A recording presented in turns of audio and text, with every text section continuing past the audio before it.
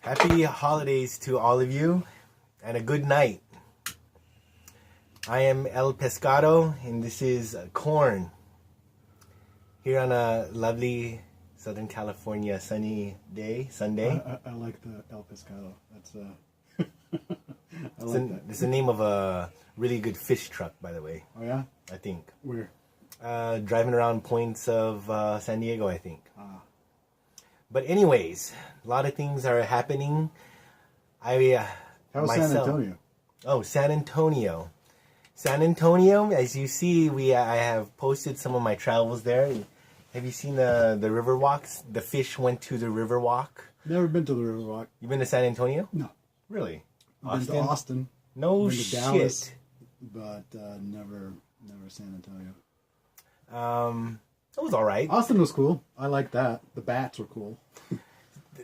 I've been learning that Texas has this sort of San Diego, Southern California feel. I mean, it's on the same latitude pretty much, right? Weather-wise, it's okay, but it's like a giant East County. It is. That's why I didn't like it. I mean, there are cool people in Texas, but overall, it's like being stuck with a bunch of hillbillies. You know? And it is the, if you're not familiar, East County in San Diego is... It's redneck, white people. But in Southern California, we'll still see a lot of Chinese, Vietnamese, Filipinos, Well, yeah, Mexicans. we're Southern California. You got all sorts of people. I can go to... Texas the same way. Yeah, really? Yeah. It's kind of, it does have that... How many hee-haw. faux restaurants? There you'll find one or two or three kind of thing. I did see a few. Yeah, not like on... Not like in Chula every Vista. corner. We got almost as many faux restaurants as we do taco shops. Yeah, and Mariscos. Yeah. But La Jolla doesn't have that much pho. I think they have like one pho.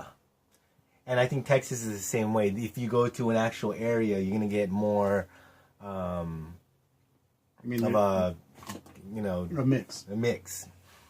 Anyways, fish was in San Antonio, Texas. And last night, I made a trip to holiday nights, December nights, Christmas on the Prado, San Diego. You know, I haven't been to one of those in a couple of years. I don't know if... the crowds, Corn. man. Crowds freak me out. But, you know, there were crowds, but there's ways to avoid it. But I did get in the mix. But if you just happen to go get this. Corn. Remember that time a couple of years back when we went to opening day at the fucking Del Mar racetrack and I freaked out? The crowd was much as where if you got pushed back a few inches, you weren't going to fall. Oh. I felt myself, it's like, it wasn't to the point where we're getting lifted. Maybe we're just too heavy for that. But I've heard little women or kids getting kind of like off their feet kind of thing. No, I still have my feet on. I can't handle that. I can't handle that. But you did feel the weight of our feet was on the ground, but still feeling that, whoa, God, man, they're holding us up. That was the opening day. Remember that? Yeah, I can't handle that, man. Where the fuck was that? I forget. Was it by the bathroom or was it the bar or was it the entrance? The little hallway between the paddock bar and near those bathrooms and out where the betting booths are at. Yes. As you're going out by the paddock bar, there's that little bottleneck. Yeah. And there's the little private party rooms. Yeah. And then beyond that is where the betting area is. Yeah. That little. And then beyond that is the racetrack. I could not handle that, dude. Yeah, I remember we were getting leaned back. I mean, I was cool. I was sweating like a rapist. I was like, it was hot that day. Yeah, it wasn't just hot, dude. It was my nerves. I can't handle it. I'm just a big old pussy when it comes to that. And I remember having a few cocktails at that point for myself. That was the year we brought a little flask and it was going into the restroom right there off the side and doing it. We kept refilling our drink. In the restroom. Tip to all you degenerate alcoholics out there. Not like you actually need it.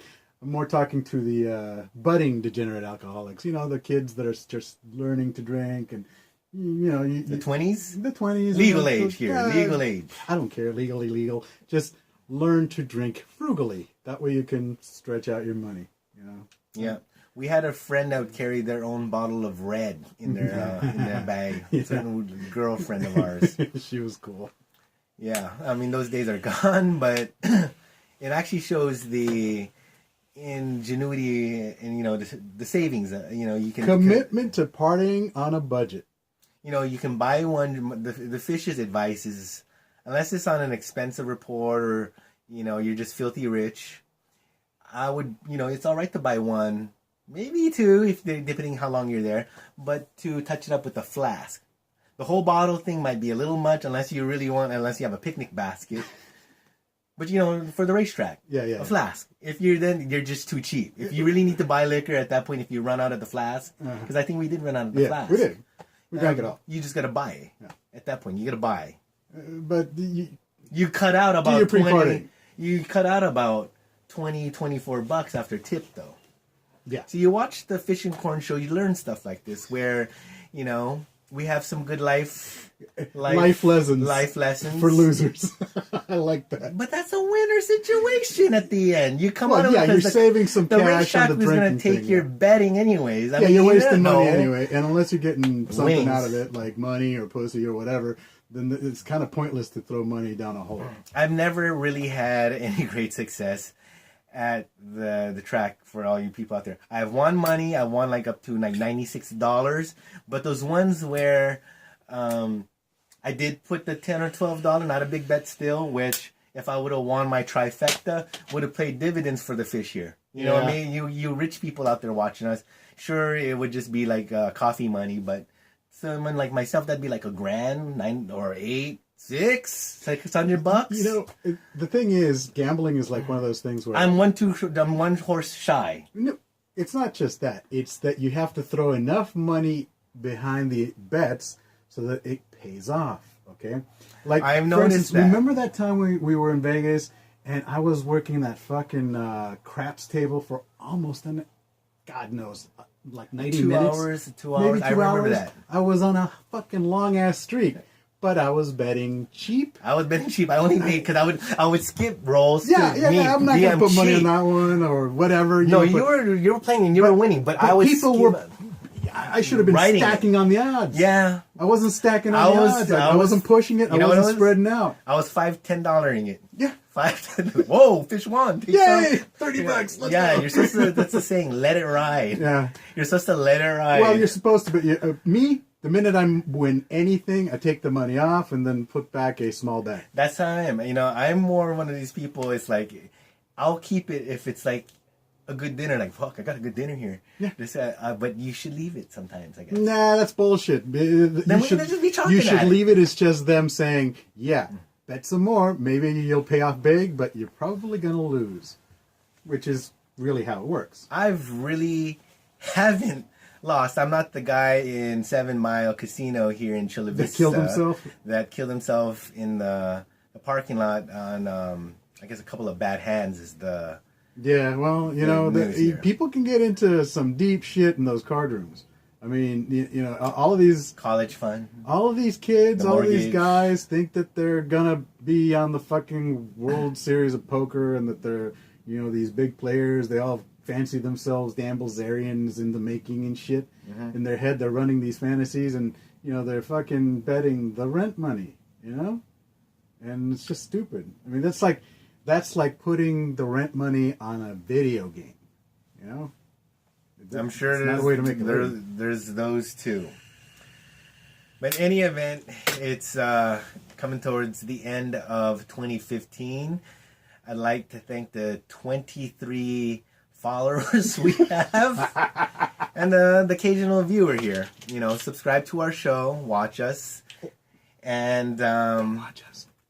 But you've learned that we have some very interesting tips. I like the fact that somebody wrote a hateful comment towards us about the shit where I said the other day about keeping people alive. I mean, or helping out. Yeah, about the refugees. It was like, wow, really? Somebody feels the need to about this. Okay, whatevs. But we have mostly been getting it's mostly comments. no comments, just viewers, which is fine too. It's I wonder what percentage of these people, if any of these people, actually do flip between YouPorn and this or RedTube. Maybe not. I mean, until we get some comments, people, we've kind of got to slack off. When you've got time at home, between jobs or whatever, be honest. How much porn do you actually watch? I see a clip here and there, but I don't use it. It's weird. If that's it. I don't use it. Yeah. So I do happen upon 2, 3 if I'm at home. Yeah, in between jobs. Yeah, but when I'm on a job, I look at a little bit here. I look at porn all the time, dude. Yeah, I don't use it either, but it's like, you know. Yeah. You remember, it's like, dude, check this shit out. Yeah. Remember The Office and... I'm going to tell you guys out there, as you know, El Pescado here took to drinking, enjoying it, you know, later on in life. And the thing with porn, it was the same way too. When I was first discovered porn through, what's his name? The guy who got the angry dude, but good friend of ours. You know who I'm talking about? Yeah. He gave me when he offloaded the box of love on you? The box of porn. Like videotape, and this is like triple X stuff. Old style. It was let me tell you something. It was the amateur stuff that was kind of daunting because I never knew it was like that. Because I was mostly familiar with the movie, for those hands up, people. You know? For those of you in the know, what he's talking about is it was a collection of interviews. Ed Powers. It was Ed Powers doing Dirty Debutantes. Okay, it was the Dirty Debutantes series, and there was like 50 of those goddamn things. Or a lot of talent had debuted there. The thing that was interesting about the whole thing is that it predates the internet, okay? But the internet has done nothing but copy that format, which is just amateur gonzo. No story. No story, no production value, just blah, blah, blah, let's fuck. Do you remember when Playboy or sometimes when you went to a CD X-rated shop was the way to get porn and which was more story based? They have like this cop detective. Or they would do these, wait for the sex idiotic, storylines or spoofs of regular mainstream movies. I don't see the point in any of that. 90 minutes, there'll be like an hour or 45 minutes long. If I want to watch a movie, I will watch a movie. Not Top Stud or something like that. No, I mean, look, we all know what pornography is for. It's for facilitating masturbation, okay? My masturbation like does not require the scenario. Okay? Scenario. Dude, that guy was crazy. Yeah, you know who I'm talking about. Yeah, I know who we're talking about. But anyways, we're going to continue this in the next video. Stay in school, happy holidays, and enjoy your Black Friday, even though it's past.